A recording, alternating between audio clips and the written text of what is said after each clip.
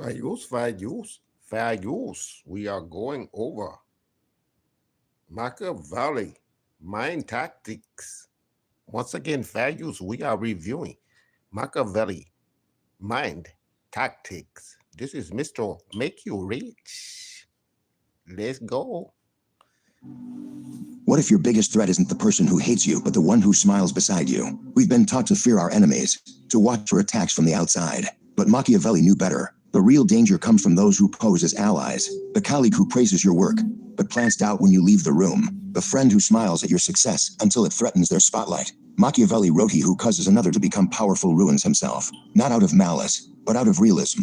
Loyalty, in the real world, is a mask, a performance, a tool until it's not. So today, we dive into the ruthless genius of Machiavelli and expose how to detect, diffuse, and dominate the fake friends and colleagues that could destroy you if you stay naive.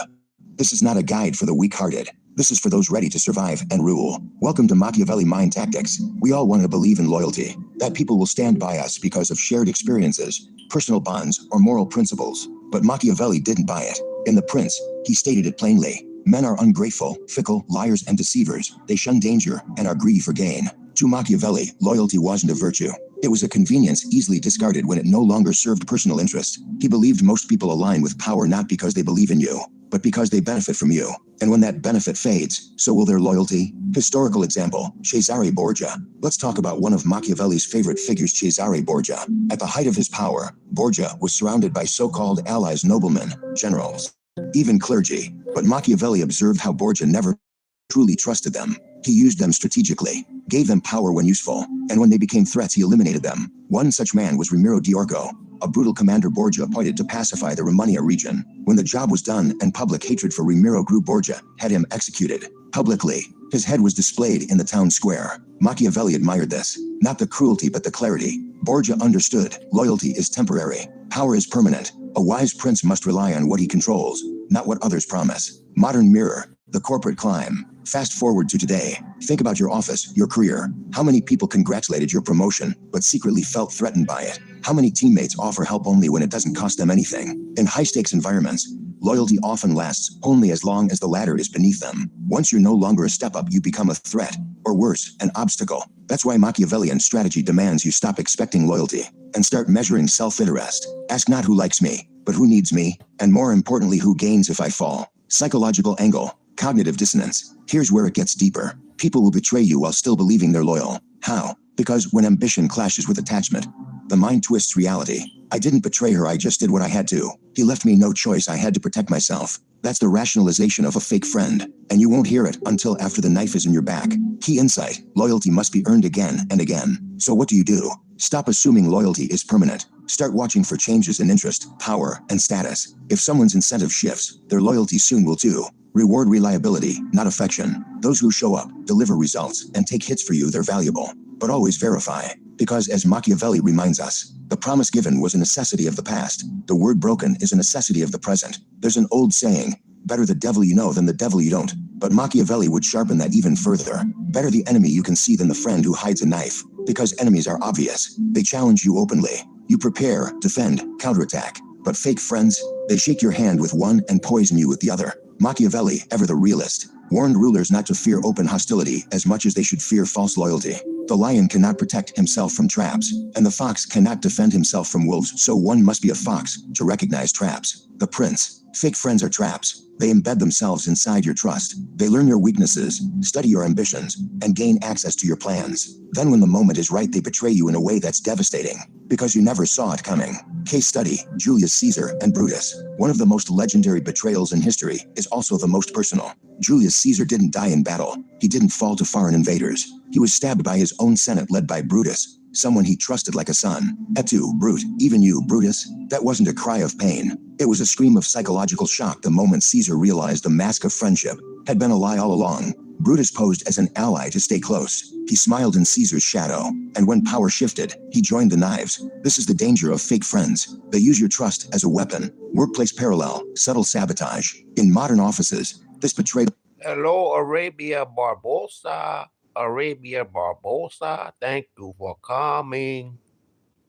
doesn't come with daggers, it comes with whispers. Your friend leaks your ideas to others. They tell the boss you're struggling just to plant seeds of doubt. They align with you when you're rising, but quietly withdraw when you hit trouble.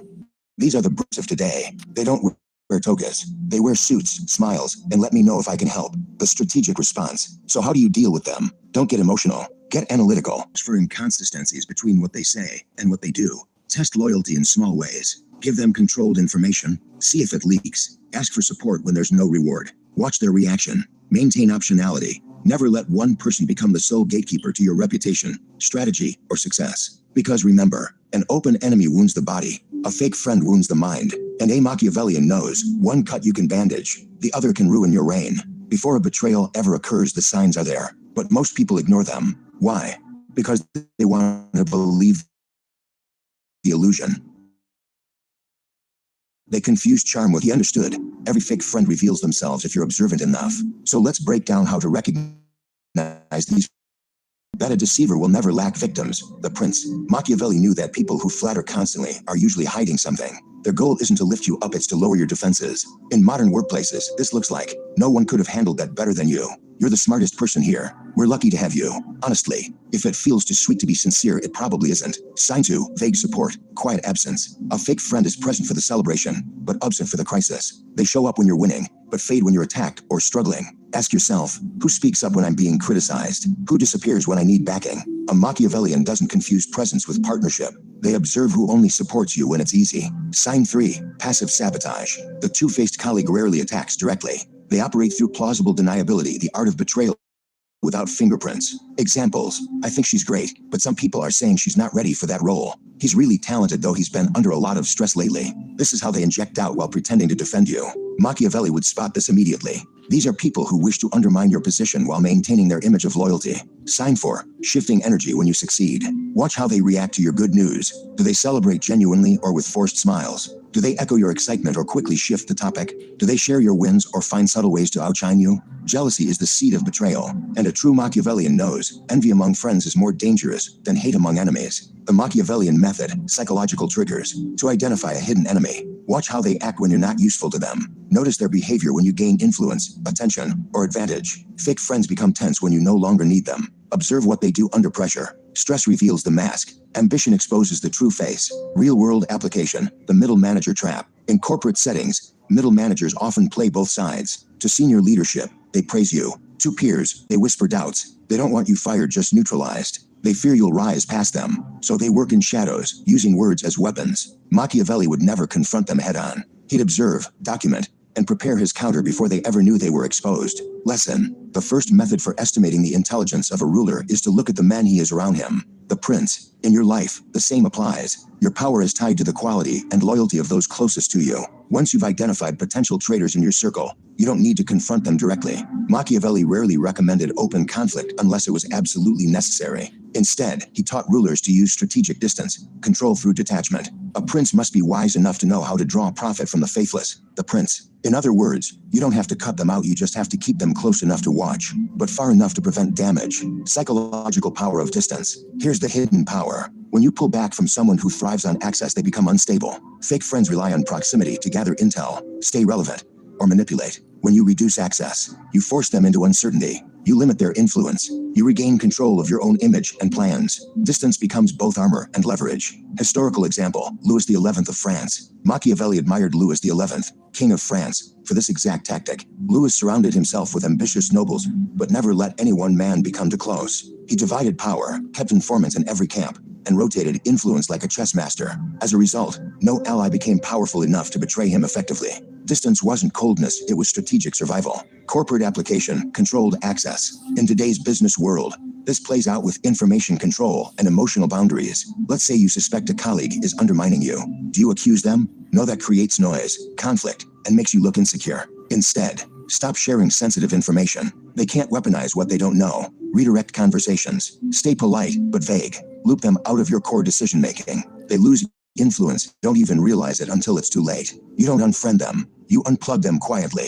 Power play, never give total access. Machiavelli would argue, no one, not even your closest friend, should have full access to your thoughts, intentions, or plans. He understood the simple truth. The more people know your mind, the easier you are to manipulate. So distance isn't just about removing threats. It's about preserving mystery, leverage, and control. Key takeaway: strategic distance lets you observe without being entangled, maintain respect while eliminating risk, keep power centralized where it belongs, with you.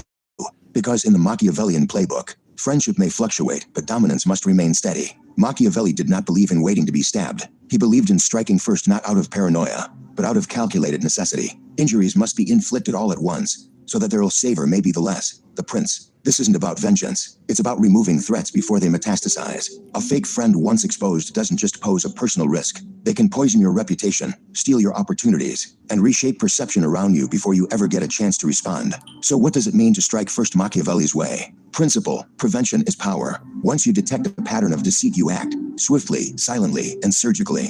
This could mean cutting off their access to critical information, excluding them from strategic meetings, replacing them in collaborative projects, reframing your public alliance with them. And if the situation escalates, expose them indirectly. Leak subtle truths that unveil their double game without ever appearing petty. The goal is not destruction. The goal is containment and dominance. Machiavelli's lesson from Cesare Borgia again. Let's return to Cesare Borgia, a master of preemptive strategy. When he conquered Romania, he appointed commanders to secure the region. But once their usefulness declined, and he suspected growing ambition, he eliminated them before they could turn. His most infamous move: eliminating Ramiro di Orco, a brutal enforcer. Why? Because Machiavelli observed, violence used to gain power must be followed by violence to consolidate. This is Mr. MakeURich doing a reaction or review of Machiavelli mind tactics. Thanks for coming. Cesare understood. Delay gives your enemies time to organize. Speed crushes their momentum. Corporate reflection, the silent pivot. Imagine you discover your ally at work has been leaking your plans. They haven't sabotaged you openly, but the signs are clear. A Machiavellian move would not involve confrontation. Instead, you pivot your strategy without warning. Feed them outdated or decoy information and watch what leaks. Quietly align yourself with more influential players. Then when they realize they've been isolated, it's already too late. They're outmaneuvered. You've already moved 3 steps ahead. Psychological layer: anticipation kills threats. Most people wait for definitive proof before acting. But Machiavelli warns, a wise man does at once what the fool does at last. Fake friends test your limits. If you allow small betrayals to slide, they'll escalate. The preemptive move is not impulsive, but planned. You don't react emotionally. You respond tactically with precision. Key takeaway: don't wait to be betrayed to protect yourself. By then, it's too late. Strike early, strike smart, and do it in a way that preserves your reputation while undermining theirs. In Machiavelli's world, it's not about looking good. It's about staying powerful. If you want to survive betrayal, you must stop building alliances based on emotion. Machiavelli didn't believe in sentimental loyalty, and neither should you not if power and stability matter more than comfort. He was explicit about this. A prince must not have any other object nor any other thought but war. Thank you for coming. Thanks for the likes. This is Mr. MakeURich. Please show your appreciation. Cash App or description. Cash App or description. Mr. MakeURich review Machiavelli mind tactics. Thanks for coming.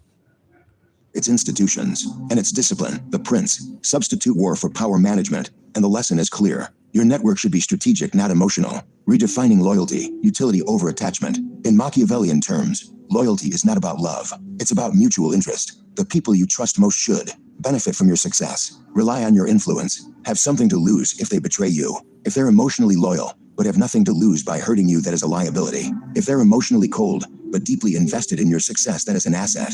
The Machiavellian redefines friendship as an alliance of purpose. Test the useful ally versus the emotional anchor. Ask yourself of each person close to you: do they bring me leverage? Do they offer access, credibility, skills, or intelligence? Are they committed to outcomes, not just emotional validation? If the answer is no, then you're keeping an emotional anchor in your boat. And when the waters get rough, they'll pull you under. Historical model: Cardinal Richelieu. Take Cardinal Richelieu, the infamous power behind the French throne. He built a court of advisors, informants, and envoys not based on friendship, but function. Each person had a clear role. Each alliance was transactional. And if someone failed to serve the state or threatened his dominance, they were replaced without ceremony. Cold, yes. Effective, absolutely. That's how Richelieu maintained power behind the scenes for over 2 decades. In a court full of vipers. Business translation: strategic partnerships. In business, this translates to choosing co-founders who balance your skill set, not just ones you like. Aligning with mentors who elevate your credibility. Hiring not for culture fit, but for calculated contribution.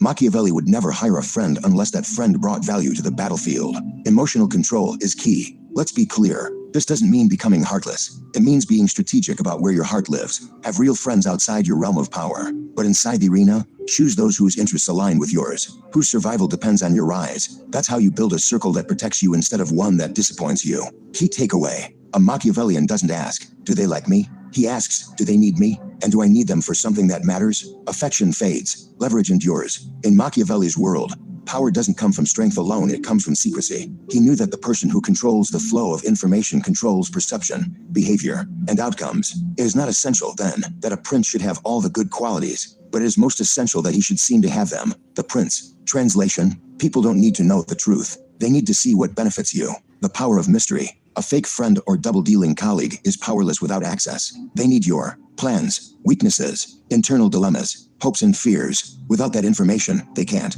predict your next move, undermine your decisions, leverage your doubts against you. This is why Machiavellians never reveal their full intentions. They speak in half-truths. They show calculated emotions. They protect their strategic opacity like a crown. Historical parable: Napoleon Bonaparte. Napoleon, arguably one of the greatest military minds in history, was also a master of misinformation. Before major battles, he often leaked false strategies to manipulate how enemies would prepare. One famous example: before the Battle of Austerlitz, Napoleon pretended weakness to draw the enemy into a trap. Result: a decisive victory, not because of brute force, but because of intelligent deception. That's pure Machiavelli. Practical application: strategic disinformation. In your life, this means don't overshare your dreams with colleagues. They may not be cheering for them. Don't explain your every move. People can only block the plans they understand. Use selective disclosure. Give different people different pieces of the puzzle. That way, no one ever holds the full picture but you.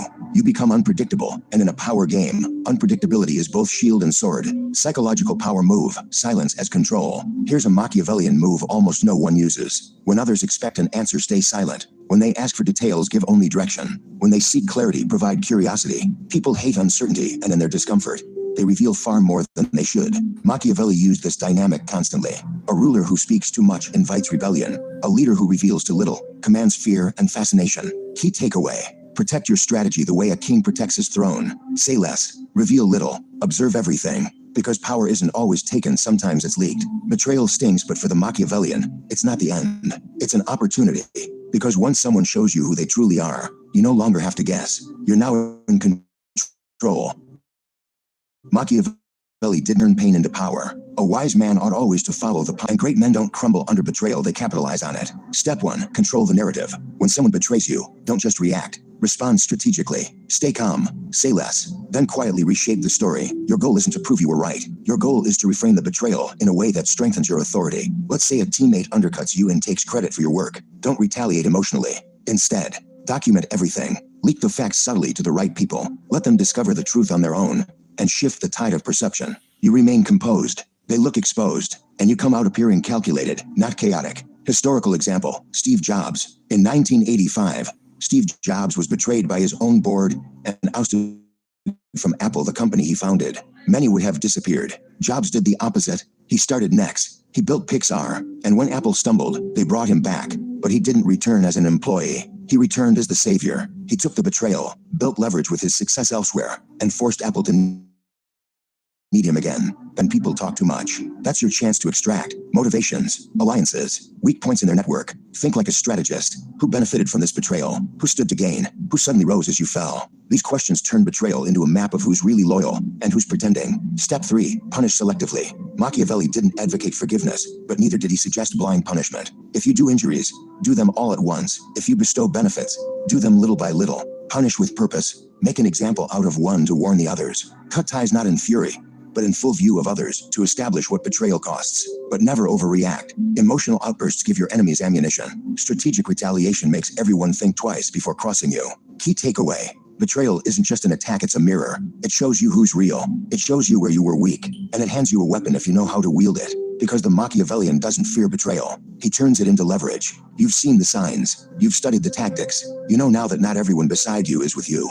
Machiavelli's timeless warning echoes through every betrayal, every fake smile, every friendly hand that slowly tightens around your throat. The promise given was a necessity of the past. The word broken is a necessity of the present. The prince. What does this mean in today's world? It means people will support you until they no longer benefit. They will applaud your success until it eclipses theirs. They will swear loyalty until their ambition says otherwise. And if you're not prepared, you'll be blindsided. But if you've watched closely, if you've understood the lesson you now have, what most people never will, clarity. The clarity to trust only what's proven, not what's promised. Measure loyalty by incentives, not by words. Stay calm in betrayal and turn it to your advantage. Build alliances on utility, not emotion. And above all, never reveal your full game. Machiavelli's greatest gift wasn't cruelty, it was understanding. Understanding that survival and dominance require one thing above all: discernment. Not everyone deserves access. Not every friend is real. Not every betrayal is defeat. In the end, those who last are not the most loved, but the most prepared. Outlast the pretenders. Rule in silence. Strike with precision. If this video changed how you see the people around you, if it forced you to think like a strategist, not a sentimentalist, then it's time to take the next step. Subscribe to Machiavelli Mind Tactics. Yes, please subscribe to Machiavelli Mind Tactics. That was a very, very interesting and true video wise words for the beef sector. Watch out for fake friends. How to spot fake friends. Please replay if you do not understand. And please hit like button. Please hit subscription. And please hit the notification bell so you know I'm Mr. Make You Rich. Go live again. If you like the content, please support the content. The Cash App is in the description. Have a good evening.